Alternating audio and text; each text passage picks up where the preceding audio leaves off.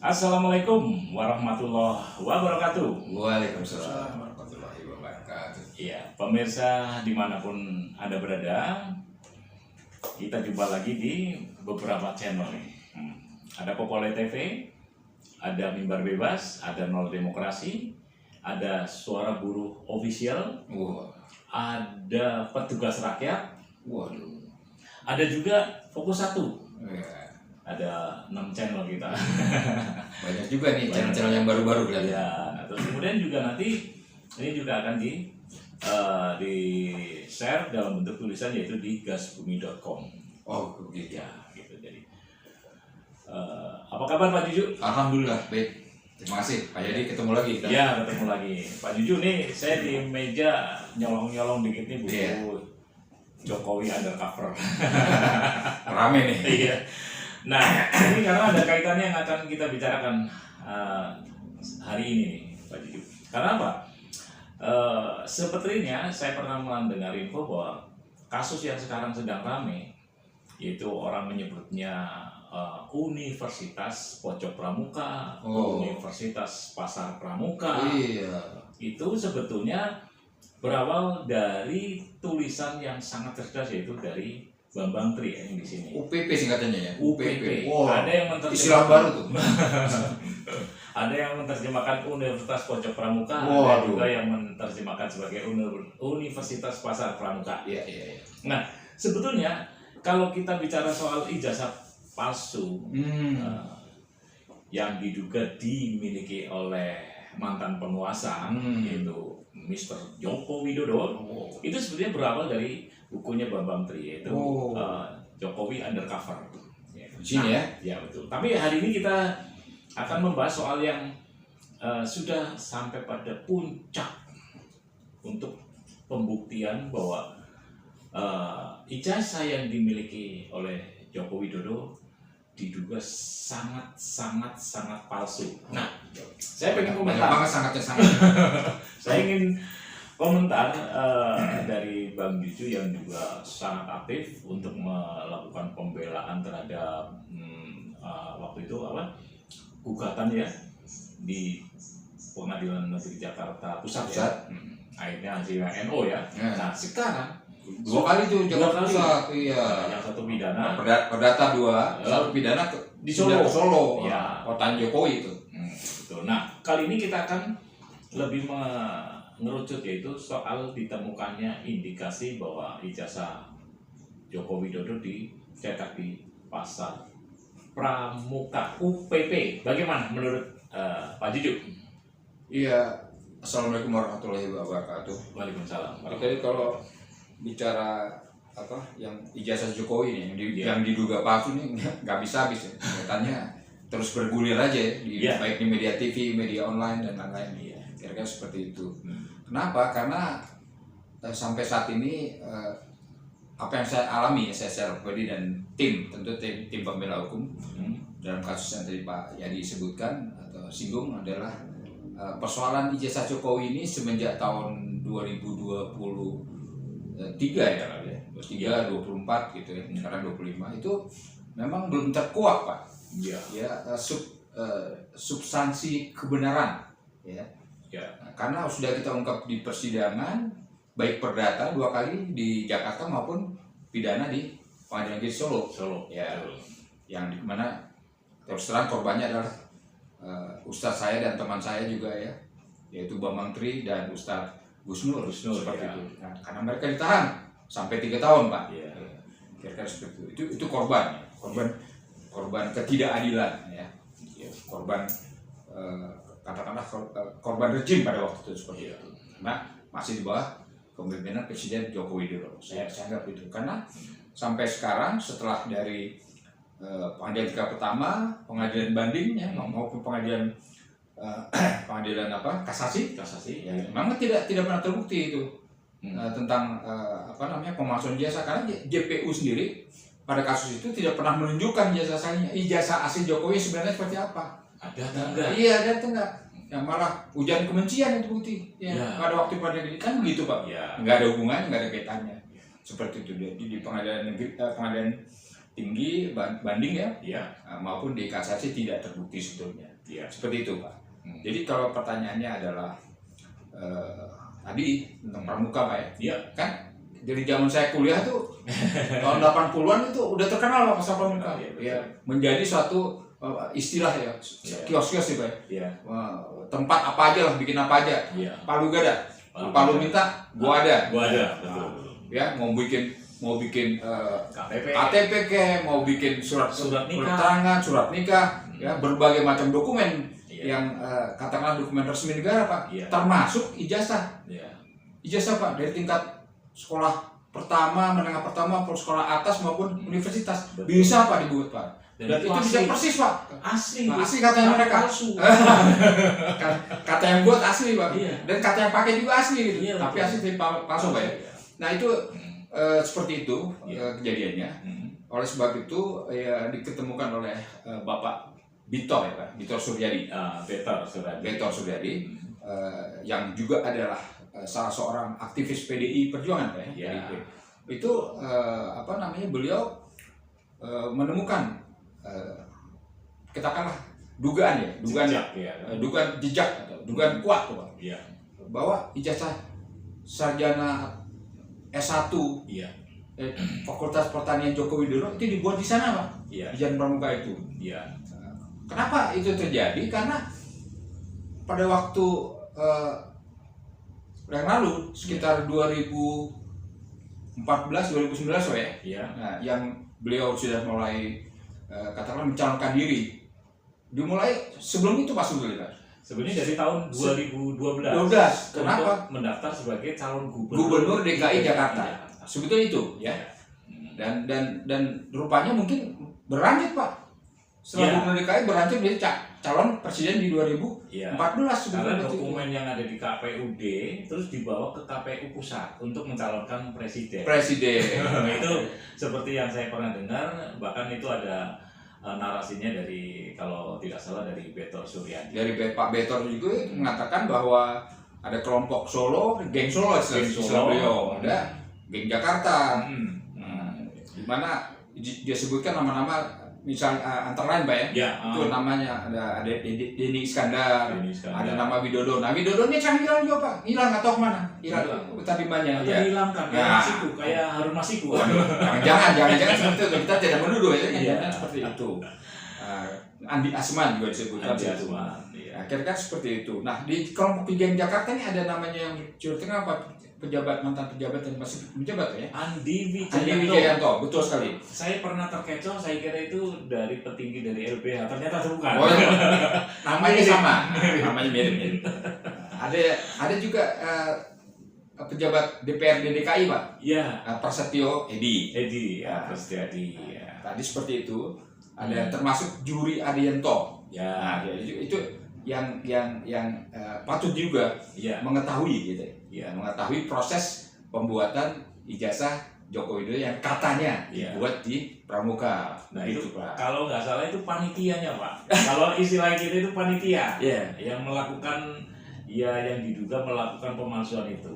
Iya. Nah, tapi persoalannya begini Pak, dengan adanya penemuan yang dalam tanda petik sebetulnya masih dini ya, meskipun sudah ada bukti kecurigaan pasarnya dibakar ya kan. Oh iya Pak, Iya, kan? itu 2 kali kejadian Pak, udah Pak. Dari Iya. sejak tahun 2014 itu 2 kali bahkan Nah. sampai tahun ini Pak. Iya, ini kan tabiat yang tidak benar rezim Iya. ya kan. Meskipun sekarang katanya rezimnya dikuasai oleh Bowo, ya kan. Tapi Iya. tetap aja sebetulnya dia, Iya. sebetulnya Bowo tidak bisa ngamanin ya kalau gitu ya. Kalau Iya. menurut saya ya. Ya kalau bicara masalah, saya singgung masalah kebakaran itu, fenomena seperti itu kok jadi kayak kebiasaan ya, Pak. Iya. Itu kan contoh Iya.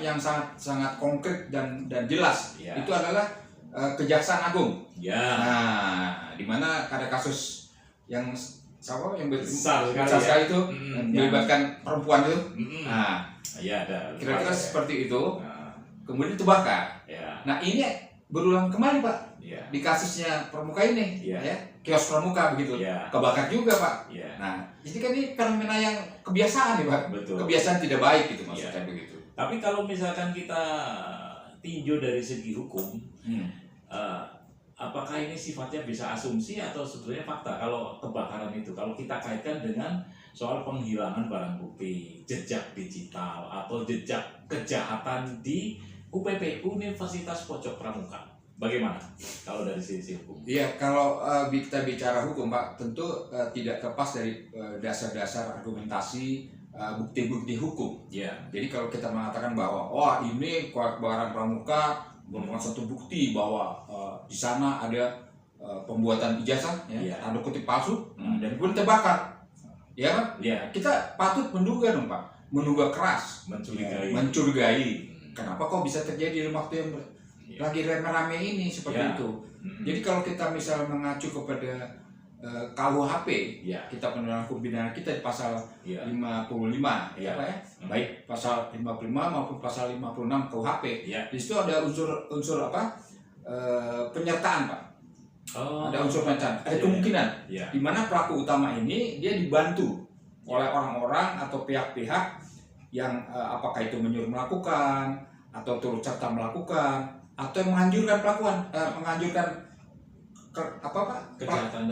kejahatan tersebut. Dan itu ancamannya besar Pak, bisa sampai 5 tahun. Termasuk katanya yang mengetahui, dalam arti hanya menyaksikan doang. Iya. Itu juga ada terlibat dalam kasus pidana itu ini. Betul. Jadi kalau istilah Belandanya ada Medalvector seperti itu Pak, terkait semua. Yang berguna.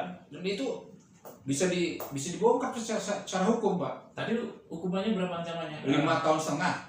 Berarti bisa ditangkap dan di penjara dong. Kalau 5 tahun kan? Ya teorinya begitu. Jadi bisa ditangkap, bisa penjara. Nah, tapi persoalannya gini Pak Juju. Oke lah. Kalau misalnya soal ijazah palsu ini memang terbukti dibuat di situ, ya kan? Ini kan sama saja sedang membuka borok selain rejim juga eksistensi dari Universitas Gadjah Mada. Bagaimana? Iya betul. Bahwa sampai saat ini Universitas Gadjah Mada sendiri tidak mengakui, tidak mengakui. Mereka nggak mungkin mengakui loh Pak. Nggak mungkin mengakui mereka membuat ijazah palsu seperti itu. Tapi perlu diungkap, diungkap kebenaran secara hukum, dan polisi kami himbau untuk menyelidiki Pak. Pihak-pihak yang terkait tadi berdasarkan pasal 55 tadi KUHP, yaitu salah satunya adalah pihak Gadjah Mada. Pihak Gadjah Mada harus menjadi katakanlah para pihak yang ikut diungkap nanti diungkap benarannya, apakah terlibat atau tidak, itu diselidiki kewajiban polisi Pak. Jadi jangan sampai sekarang ini pihak polisi memberhentikan kasus yang di Barreskrim Pak. Dilokalisir katanya akan dilanjutkan yang di Polda Metro Jaya saja. Dari Polda kan terkait teman-teman kita yang aktivis itu, yang padahal mereka secara hukum Pak, siapapun yang mengungkap kebenaran demi keadilan dan hukum, itu tidak bisa dihukum sebetulnya Pak. Apalagi Joko Widodo, jangan lupa Pak, sampai saat ini beliau masih sebagai pejabat negara, yaitu menjabat sebagai salah satu penasehat Danantara. Itu adalah lembaga negara Pak, jangan lupa itu. Dan kasus ini kan waktu diungkap Joko kan masih menjabat sebagai pejabat tinggi kan. Oh sampai sekarang. Jelas. Nah itu kan berarti berjalan. Presiden harus tahu Pak. Betul. Nah, Presiden harus ambil tindakan. Nah ini sebagai penutup Kang Bang Juju atau Pak Juju. Nah kalau tadi disinggung soal bagaimana kok bisa berani-beraninya dalam tanda petik Barreskrim menghentikan kasus, tapi ternyata juga ditemukan ada jejak baru yaitu di Pramuka. Ini kan berarti juga mencoreng pula, atau secara tidak langsung itu sudah mematahkan argumen yang dilontarkan oleh Barreskrim. Bagaimana? Oleh karena itu, kalau kita tetap mengacu kepada pernyataan Kapolri Bapak Listio Sigit, itu bahwa beliau mengatakan bahwa nanti akan diadakan penyelidikan secara terbuka Pak secara terbuka dan transparan dan profesional. Oleh sebab itu, hal itu segera dilakukan saja Pak Listio, karena ini sudah perencanaannya sudah 2 minggu lebih ini. Jadi kami menunggu. Nah oleh karenanya juga sangat aneh menurut kami bahwa yang di laporan TPU Tim Pembela Ulama dan Aktivis di Barreskrim itu dihentikan. Oh, dihentikan. Dihentikan kan? Iya. Jadi katanya dialihkan semua, dikonsentrasikan semua ke Polda Metro Jaya. Iya. Nah, ini kami tetap menghendaki agar transparan, terbuka, profesional, dan demi hukum. Iya. Tetap dilakukan di Bareskrim Metro Jaya. Bareskrim Mabes Polri. Nah, Mabes Polri Bareskrim. Seperti itu, sesuai dengan anjuran Pak Listio Sigit juga. Oke, satu lagi tutup aja. Kemarin katanya kan setelah dihentikan juga ada TPUA yang melakukan proses hukum lagi. Itu seperti apa sih sebetulnya? Supaya masyarakat juga jelas ini proses hukum apa lagi setelah yang itu. Ya, TPUA kebetulan saya juga sebagai salah satu anggota TPUA Pak bidang advokasi. Ya, itu mendesak atau katakanlah mendorong ya agar Bareskrim Polri tetap memeriksa, menyelidiki kasus dugaan ijazah palsu ini, karena ditemukan salah satunya ada tadi ditemukan bukti-bukti di Pasar Pramuka itu. Jadi oleh karenanya sekali lagi kami tekankan, kami ingatkan pihak Bareskrim harus segera mengadakan penyelidikan dan penyidikan mungkin ya pihak Bareskrim Polri Pak ya. Itu oleh Bareskrim, jangan ditutup Pak, jangan ditutup seperti itu. Baik pemirsa, dimanapun Anda berada, sangat tajam lagi uraian dari Pak Juju ini sekaitan dengan ijazah palsu, karena beliau terjun langsung dalam soal advokasi ijazah palsu ini. Nah, sayangnya karena waktu juga kita harus berpisah, dan saya agak pesimis dengan kasus ijazah palsu, karena meskipun kita mendesak yang namanya Kapolri Jenderal Listio Sigit yang notabene itu sebetulnya sahabat saya, tapi karena orang umum sudah stigma negatif, yaitu karena dia termasuk dalam geng Solo. Namanya adalah Bahlil Lahadalia, ada Luhut, dan ada Listio Sigit. Karena Kapolri ini dari Solo Pak, dari zaman Kapolres Pak, sampai sekarang. Dan terlama jabatannya Pak. Betul. Nah, karena itu dibutuhkan kemauan politik yang sangat cerdas dari Pak Bowo. Jadi jangan mau Pak Bowo disetir oleh geng Solo. Mungkin itu aja ya. Barangkali wabillahi taufik wal hidayah. Wassalamualaikum warahmatullahi wabarakatuh.